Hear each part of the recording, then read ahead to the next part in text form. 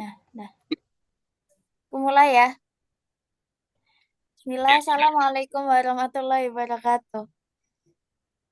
Waalaikumsalam warahmatullahi wabarakatuh. Oke, eh, saya bentar. Aduh,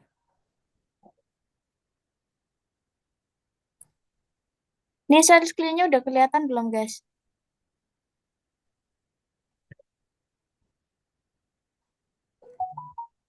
Mesti mesti di aku.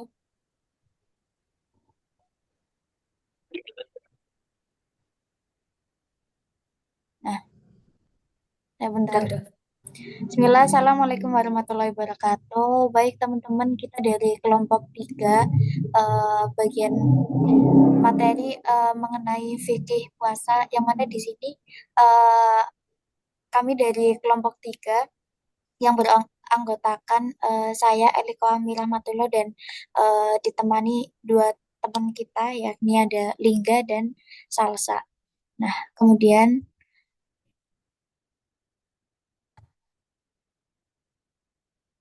nah, apa sih definisi puasa itu?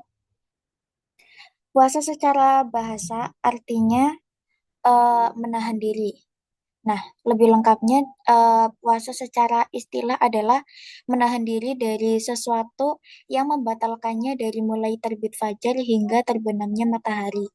Nah, dalam hal ini puasa sesuai dengan apa yang diperintahkan oleh Allah dalam eh, firman-Nya, Quran Surah Al-Baqarah ayat 183 sampai, sorry, ini harusnya 185. 183 sampai 185. Eh, yang bunyinya artinya, wahai orang-orang yang beriman, diwajibkan atas kamu berpuasa sebagaimana diwajibkan atas orang-orang sebelum kamu agar kamu bertakwa. Nah, kemudian pada ayat 34 itu beberapa hari tertentu. Maka barang siapa di antara kamu sakit atau dalam perjalanan lalu tidak berpuasa, wajib mengganti sebanyak hari yang dia tidak berpuasa itu ketika hari-hari lain. Bagi orang yang berat menjalankannya, wajib membayar fidyah, yaitu memberi makan seorang miskin. Siapa dengan kerelaan hati mengerjakan kebajikan, itu lebih baik baginya dan berpuasa itu lebih baik bagimu jika kamu mengetahui. Kemudian pada ayat 185, bulan Ramadan adalah bulan yang di dalamnya diturunkan Al-Quran sebagai petunjuk bagi manusia dan penjelasan-penjelasannya mengenai petunjuk itu serta pembeda antara hak dan yang batil. Oleh karena itu, siapa di antara kamu hadir di tempat tinggalnya atau bukan musafir pada bulan itu berpuasalah.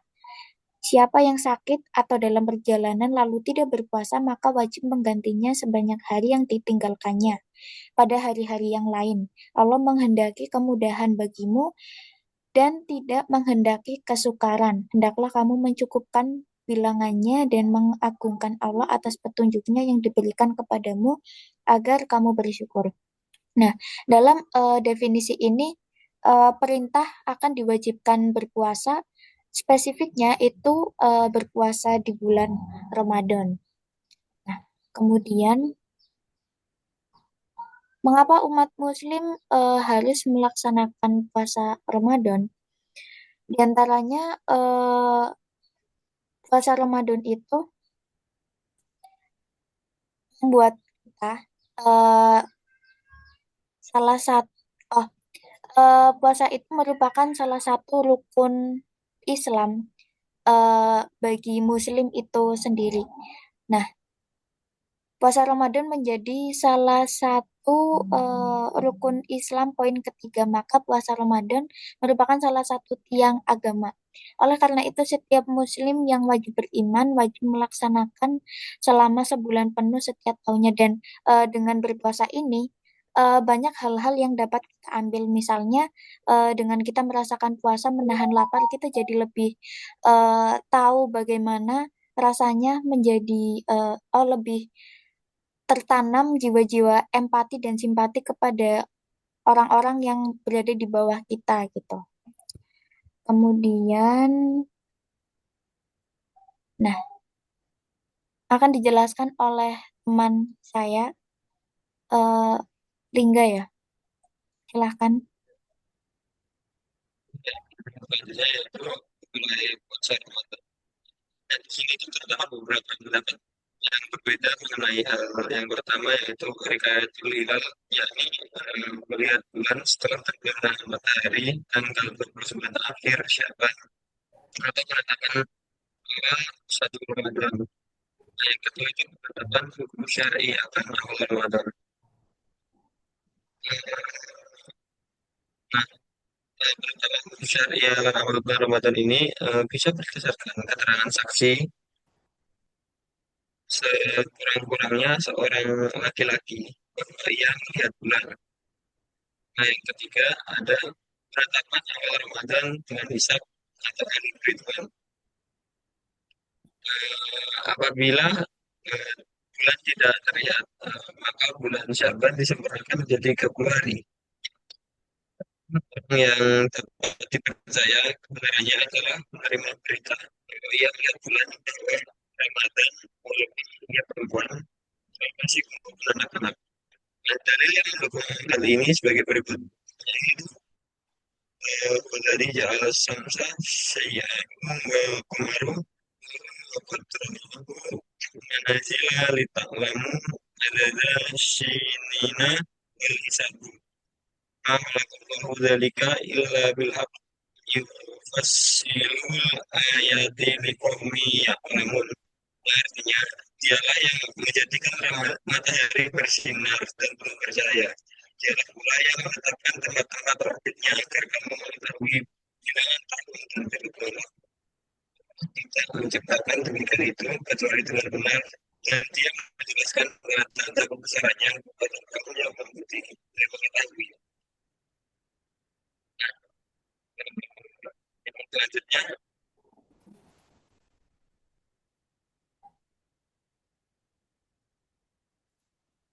yang selanjutnya yaitu syarat wajib dan sah berpuasa.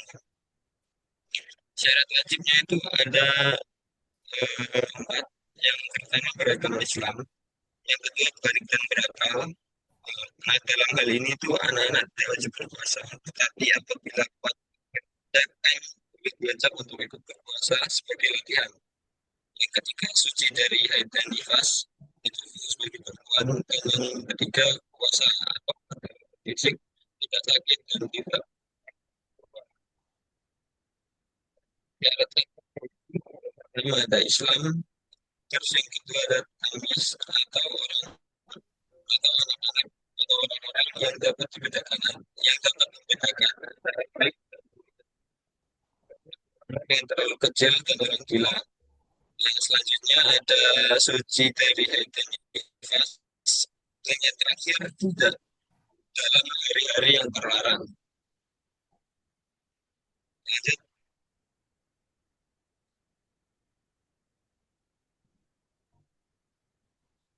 Nah, sekarang ada rukun puasa. Rukun puasa ini yang pertama ada niat. Terkait hal ini tuh terdapat dua perbedaan mendasar. Apakah puasa Ramadan dilakukan setiap malam atau cukup satu kali di akhir Ramadan? Nabi Muhammad Syafi'i itu ternyata harus dilakukan setiap malam atau takbir, karena setiap hari adalah ibadah yang independen. Dalam mazhab Syafi'i, niat puasa Ramadan tidak bisa dilakukan sembarangan. Ada juga sejumlah ketentuan yang harus dipenuhi. Seperti niat wajib yang dilakukan pada malam hari sebelum fajar atau dikenal dengan istilah tabiat. Hal ini juga ditegaskan oleh Imam Nawawi dalam kitab Al-Majmu' yang menjadi rujukan utama dalam mazhab Syafi'i. Tapi niat adalah syarat dari puasa Ramadan dan puasa wajib lainnya. Tidak ada khilaf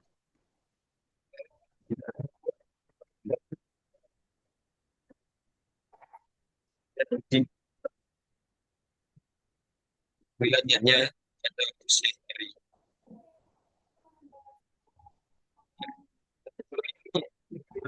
di di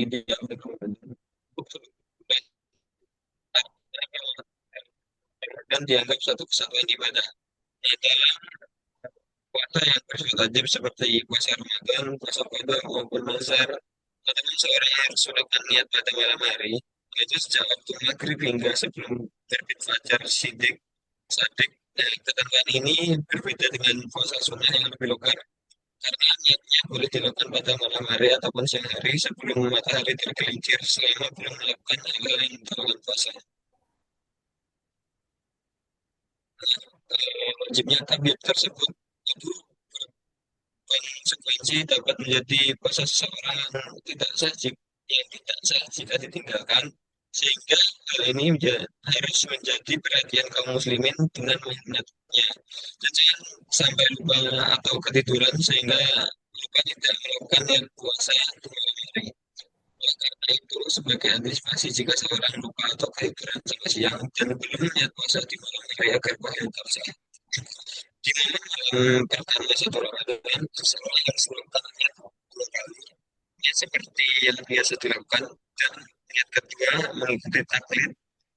Cara niat puasa Ramadan dalam masa Maliki yang diperbolehkan niat hanya satu kali di malam pertama Ramadan untuk puasa 1 bulan.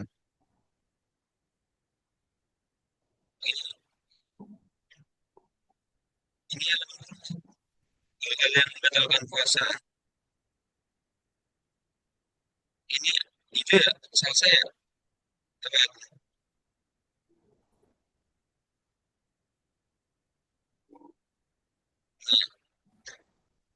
selanjutnya akan dijelaskan oleh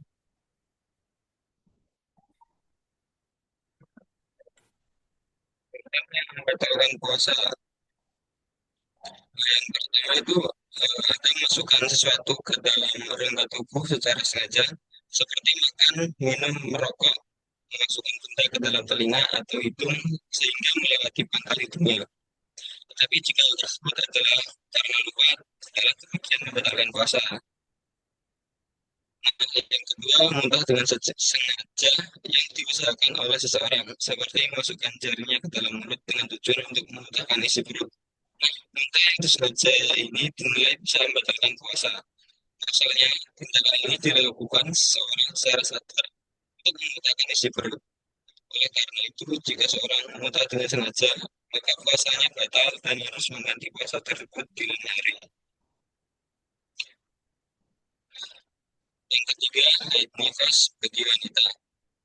Haid nifas wanita yang haid nifas ini hari mengerjakan puasa, tetapi wajib mengkodok sebanyak hari yang ditinggalkan waktu haid dan nifas. Yang keempat, jima atau hubungan intim pasangan suami istri pada siang hari atau pada waktu fajar saat telah nampak. Yang kelima, gila walaupun sebentar. Dan yang keenam, mabuk atau pingsan sepanjang hari. Dan yang terakhir itu muter dari agama Islam. Lanjut, lanjut,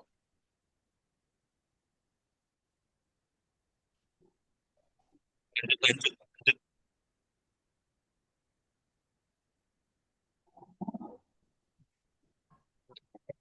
Sunnah-sunnah puasa. Nah, di dalam bulan puasa Ramadan juga itu ada beberapa sunnah, yakni yang pertama, makan dan sahur meskipun sedikit. Yang kedua itu mengakhirkan makan sahur sebelum terbit fajar.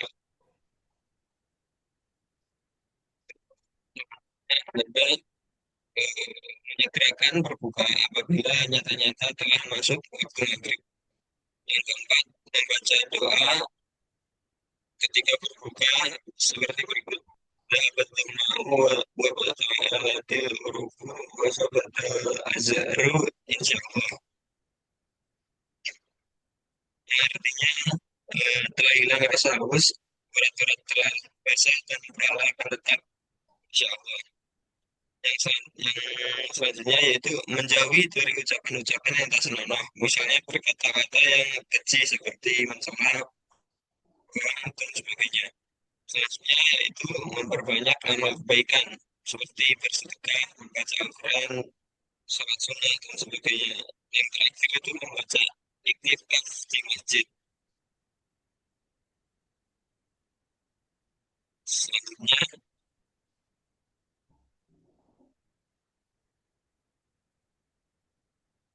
selanjutnya,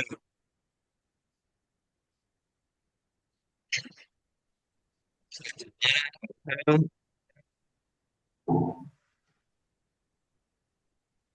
Oke, di sini saya akan menjelaskan bagian hal-hal yang makruh dilakukan dalam berpuasa.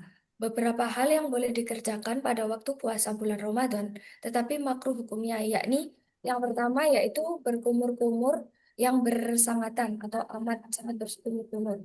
Yang kedua yaitu mencoba rasa atau mencicipi makanan. Yang ketiga yaitu berbekam, cacar, dan suntik. Slide selanjutnya, Mbak Elika.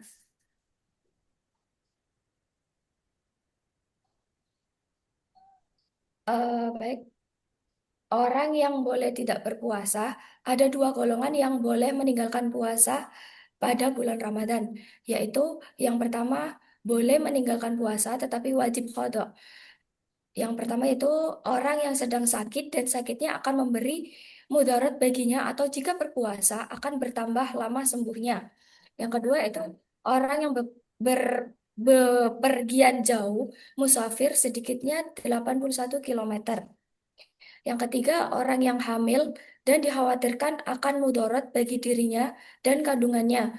Yang keempat yaitu orang yang sedang menyusui anak yang dapat mengkhawatirkan atau memudaratkan dirinya dan anaknya.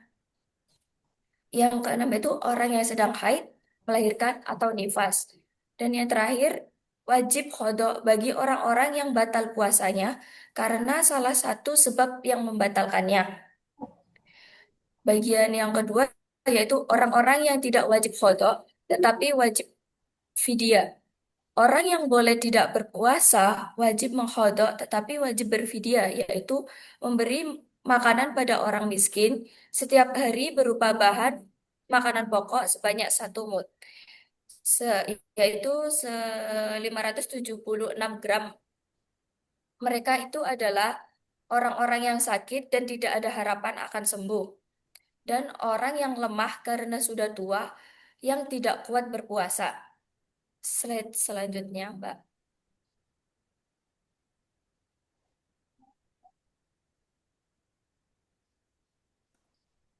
Macam puasa selain puasa Ramadan. Setelah membahas mengenai puasa Ramadan, dalam Islam terdapat puasa sunnah sebagai berikut. Yang pertama yaitu pada hari Arafah, yaitu tanggal 9 Zulhijjah, yaitu bagi orang yang tidak mengerjakan haji. Yang kedua, hari Asyura, yaitu tanggal 10 Muharram dan Tasu'a 9 Muharram. Yang ketiga yaitu 6 hari pada bulan Syawal, yaitu pada hari-hari setelah hari Raya Fitrah. Yang keempat, Senin dan Kamis. Dan yang kelima, ada juga yang berpuasa hari Mi'raj Nabi Shallallahu Alaihi Wasallam dan puasa bulan Sa'ban. Yang keenam yaitu puasa 3 hari pada tiap-tiap bulan. Slide selanjutnya.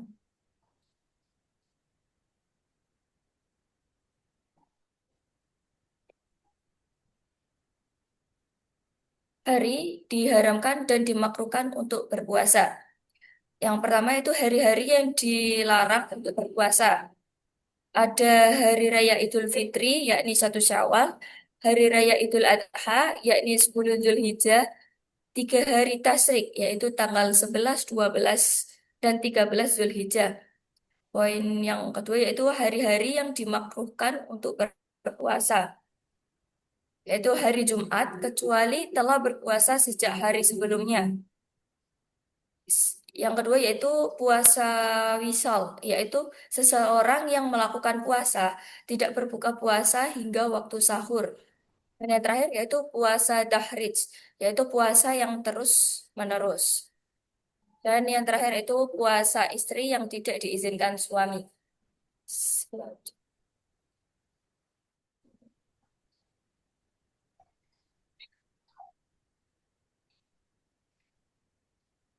Beberapa masalah yang berhubungan dengan puasa dan dipertanyakan banyak orang. Yang pertama yaitu makan dan minum karena lupa. Yang kedua, orang masih junub sampai sampai fajar. Dan yang ketiga, berwudu bagi orang yang berpuasa ketika siang hari. Dan yang keempat yaitu menghisap inhaler atau nebulizer. Selanjutnya akan dijelaskan oleh Mbak Erika.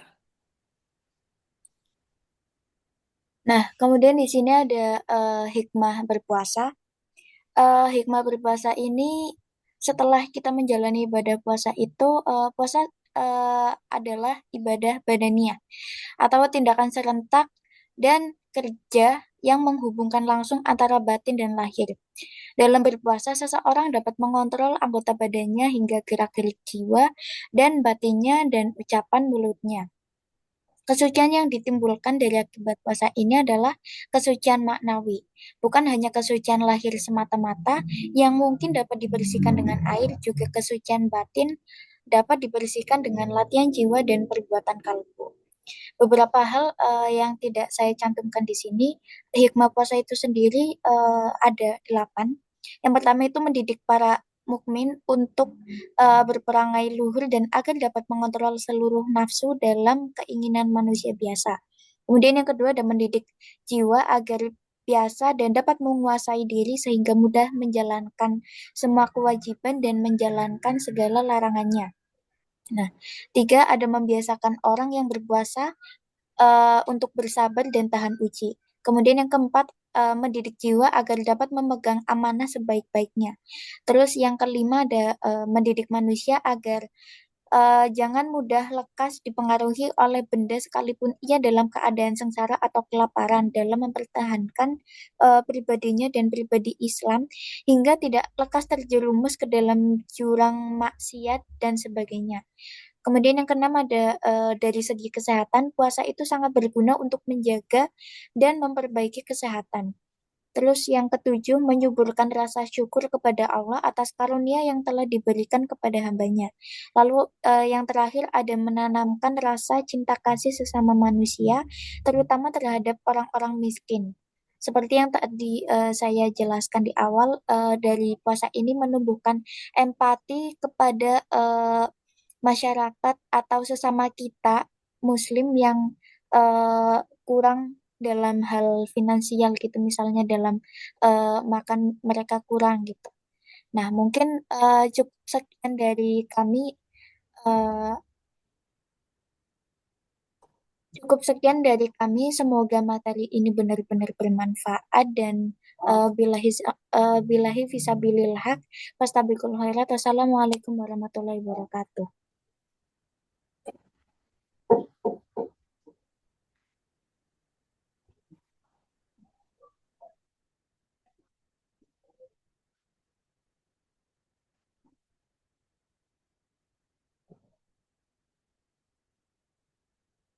Please, ini semoga kerekam.